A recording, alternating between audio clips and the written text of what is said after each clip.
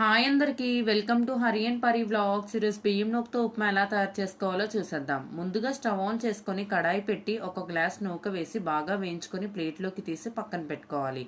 అదే కడాయిలో ఆయిల్ వేసి ఆయిల్ మరిగాక పోపు దినుసులు వేసి వేయించుకొని అవి వేగాక కరివేపాకు అల్లం వేసి వేయించుకోవాలి.